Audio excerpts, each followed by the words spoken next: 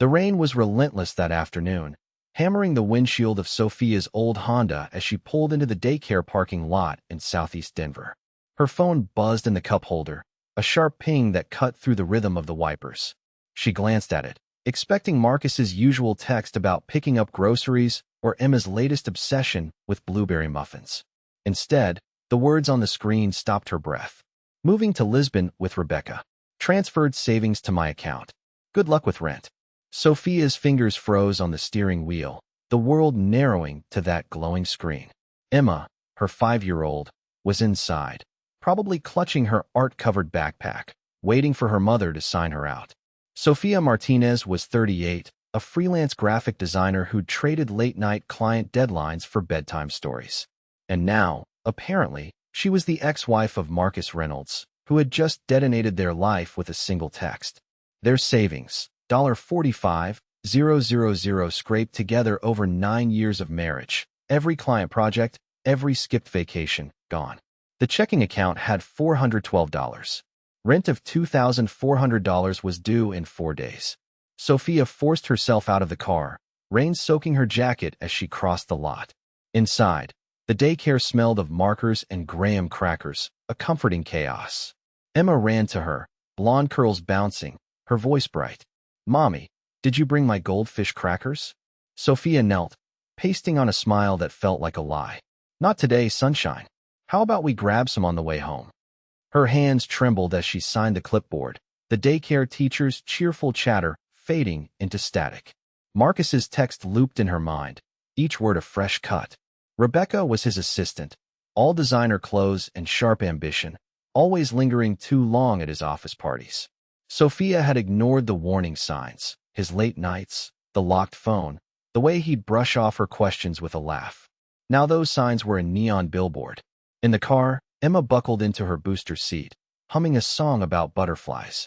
"Is Daddy making spaghetti tonight?" she asked, her blue eyes meeting Sofia's in the rearview mirror. "Daddy's on a trip," Sofia said, the words tasting bitter. "We'll have mac and cheese instead." Emma's face lit up, oblivious to the fault lines cracking beneath their lives. Sofia typed a reply to Marcus. "Thanks for the heads up." 3 words to mask the scream building in her chest. Her heart pounded, not just from anger, but from the sudden, suffocating weight of survival. How do you keep a roof over your daughter's head when your world has been gutted? Sofia gripped the wheel tighter, the Denver skyline blurring through the rain, and vowed Emma would never see her break. Back at their cramped Denver apartment, Sofia tucked Emma in front of her favorite cartoon, her giggles a fleeting anchor in the storm. The rain had followed them home, drumming against the windows as Sofia dialed the bank. Her stomach knotted. The representative's voice was polite, detached, confirming Marcus had drained their savings, $45,000, into an account Sofia couldn't access. "Since it's a joint account, ma'am, there's nothing we can do," the woman said. Sofia checked their checking account online for $112. Not even enough for groceries and utilities, let alone rent. She sank onto the couch, the weight of Marcus's betrayal pressing against her ribs. 9 years ago, at a marketing conference in Austin, he'd swept her off her feet with surprise coffee deliveries and promises of a life built together. Sofia was a graphic designer then, climbing the ladder at a boutique agency, her dreams fueled by late-night creativity and ambition. Marcus, a business development director, had a charm that could convince anyone, including a future she believed in. They married quickly, moved to Denver for Sofia's promotion, and bought a small townhouse near Cherry Creek. When Emma arrived, Sofia scaled back to freelancing, trading client presentations for bedtime stories, while Marcus's career carried them. But cracks had formed. Unexplained charges on their credit card, restaurants, hotels, had appeared 2 years ago after they sold their townhouse to fund Marcus's brother's tech venture, a startup that collapsed within months. He'd brushed off Sofia's questions, citing market volatility, and she'd trusted him, ignoring the receipts for late-night dinners he claimed were business meetings. His mother, Patricia, never helped. She'd sweep into their lives from Phoenix, her designer heels clicking with disapproval. "Emma needs structure, Sofia," she'd say, her eyes flicking over Sofia's paint-stained sweaters. "You're too permissive." Marcus never defended Sofia. His silence was a quiet betrayal. Sofia's phone rang, shattering the memory. Patricia's voice was ice. Sofia, what have you done? Marcus says you're threatening to keep Emma from him unless he pays you more. Sofia gripped the phone, stunned. Marcus told me he's moving to Portugal with Rebecca. He took our savings, Patricia. I'm not the one lying. Don't play the victim, Patricia snapped. I've seen the messages. You're threatening to cut him off from his daughter. Her words were a punch, revealing Marcus's deeper game. He wasn't just leaving. He was spinning a story to paint Sofia as the villain. Sofia ended the call, her hands shaking, not just from anger, but from the dawning fear that this fight was bigger than money. It was about Emma, about truth, about the life she'd promised her daughter. Sofia looked at Emma coloring happily on the floor and felt a resolve harden inside her. Marcus thought he could erase them. He was wrong. The next morning, after dropping Emma at daycare, Sofia drove to Marcus's office downtown. The Denver rain a gray curtain over the city. She needed answers, needed to see his face, to believe the man she'd married wasn't this cruel. The receptionist's smile faltered when Sofia asked for him. Mr. Reynolds resigned last week, she said, her fingers fidgeting with a pen. Yesterday was his last day. Last week. Sofia's voice sounded hollow, like it belonged to someone else. He was here Monday. The woman avoided Sofia's eyes. He submitted his resignation 2 weeks ago. I'm sorry, I can't discuss personnel matters. 2 weeks. While Sofia had been planning Emma's preschool art show, Marcus had been dismantling their life. She thanked the receptionist, her legs numb as she walked to the elevator, the truth sinking in. This wasn't impulsive. It was calculated. In the parking garage, Sofia called Marcus's friend Jake, who'd always been kind but distant. Hey, Sofia, he answered, his voice cautious. You okay? You knew, Sofia said, the accusation slipping out. You knew he was leaving. His silence was answer enough. He made me swear not to tell, Jake finally said. Said he needed a fresh start. That Rebecca made him happy and you and Emma would be better off without him. Happy. The word burned. He took our savings, Jake. Did he tell you that? Jesus. No, he said, his voice low. I didn't think he'd go that far. Sofia hung up, the betrayal a fresh wound. Back home, a certified letter waited. Marcus's divorce petition, filed a week ago, listing his Lisbon address and relinquishing all parental rights to Emma. A note from his lawyer claimed Sofia had substantial savings to cover their needs, a lie that twisted the knife. Sofia searched Marcus's desk, desperate for anything to fight back. In a drawer beneath old bills, she found an envelope addressed to Patricia. Inside was a birthday card with a note. Mom, thanks for the Lisbon apartment deposit. Rebecca and I can't wait to show you our place. Couldn't have done this without you. Love, Marcus. The card was dated 3 months ago, when Marcus first mentioned his promotion. Patricia hadn't just known, she'd bankrolled his escape. Sofia's hands shook as she photographed the card, rage and clarity colliding. This was no longer about saving their marriage. It was about saving Emma's future. Sofia sat across from Diana Chun in her modest Denver office, the Rocky Mountains visible through the window. Diana, a divorce attorney recommended by an old college friend, had a no-nonsense warmth that steadied Sofia. She handed her the divorce petition, the bank statements, and the photo of Marcus's note to Patricia. He took everything, Sofia said, her voice cracking. And he's trying to make me the bad guy. Diana's eyes narrowed as she reviewed the documents. What Marcus did isn't entirely illegal. Joint accounts give him access, but it's despicable. Judges don't take kindly to this. We can file for emergency child support and try to freeze his assets. She leaned forward. We need proof he's earning income while dodging his responsibilities. Sofia nodded, clutching screenshots of Marcus's text and the bank transfer. That evening, Sofia's parents called from Boulder. Their voices were a lifeline. We're covering your rent, her father said firmly. You're not alone, Sofia.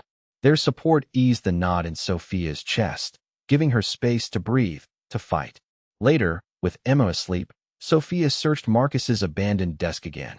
On their shared laptop, she found an unsent email in his drafts addressed to Rebecca, with an attached resume listing his new job at Atlantic Ventures in Lisbon, starting 2 days after his text. Sofia's heart raced. This was the proof Diana needed.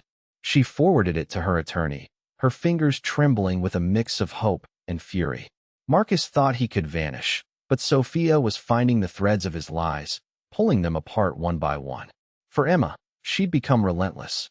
In the quiet of midnight, with Emma's soft snores drifting from her room, Sofia sat at the kitchen table with Marcus's laptop open.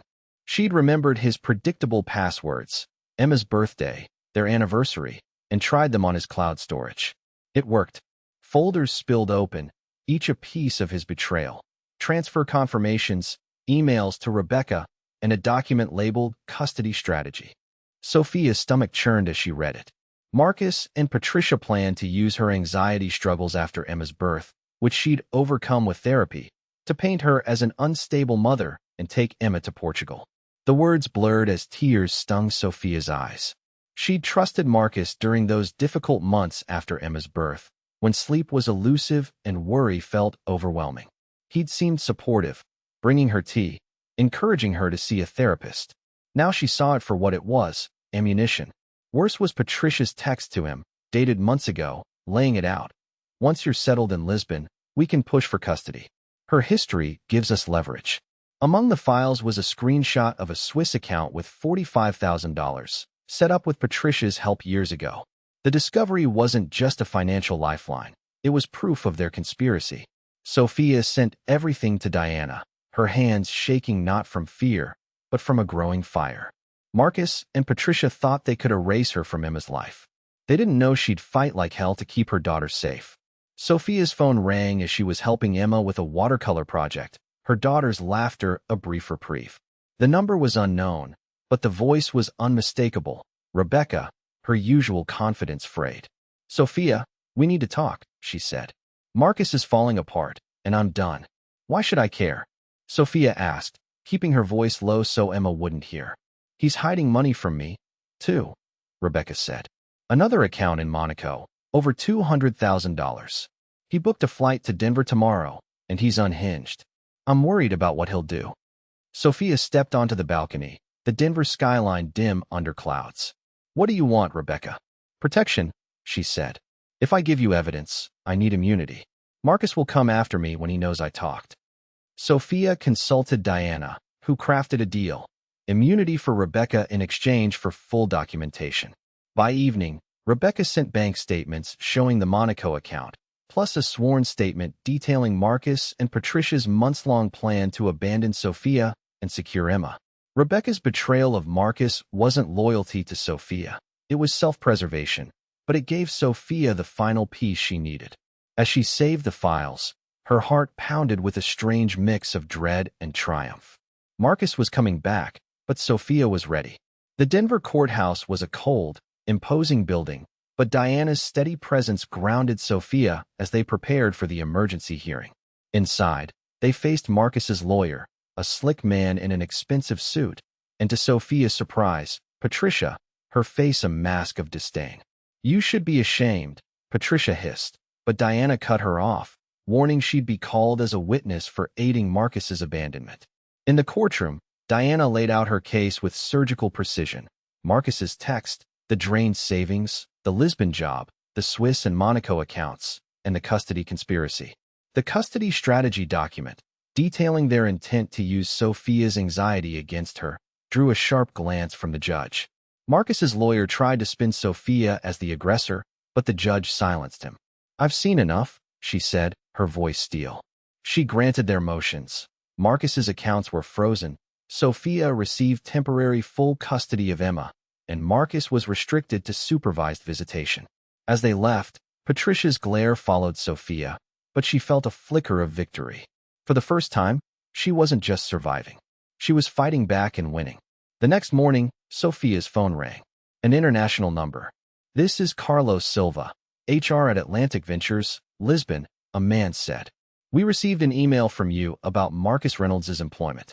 He was terminated yesterday for undisclosed legal issues. I didn't send any email, Sofia said, her pulse quickening. Carlos forwarded the message allegedly from Sofia, with distorted claims about Marcus's custody dispute and copies of Sofia's legal documents. Sofia's apartment was untouched, leaving one suspect, Patricia. She'd visited after Marcus's text, offering support while rummaging through Sofia's files. This was her move to sabotage Marcus's job, ensuring he couldn't pay support and weakening their court order. Marcus called minutes later, his voice raw with rage. "You got me fired, Sofia." "It was your mother," Sofia said, forwarding him the email. "Check the documents. She had access when she was here." He went silent, then muttered, "I'll call you back." An hour later, he sent texts between him and Patricia, revealing her plan to undermine Sofia from the start, including pushing for Emma's custody by painting Sofia as unstable.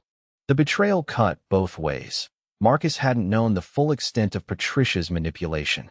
Sofia sent everything to Diana, who filed for identity fraud charges. Patricia's schemes were unraveling, and Sofia was one step closer to justice.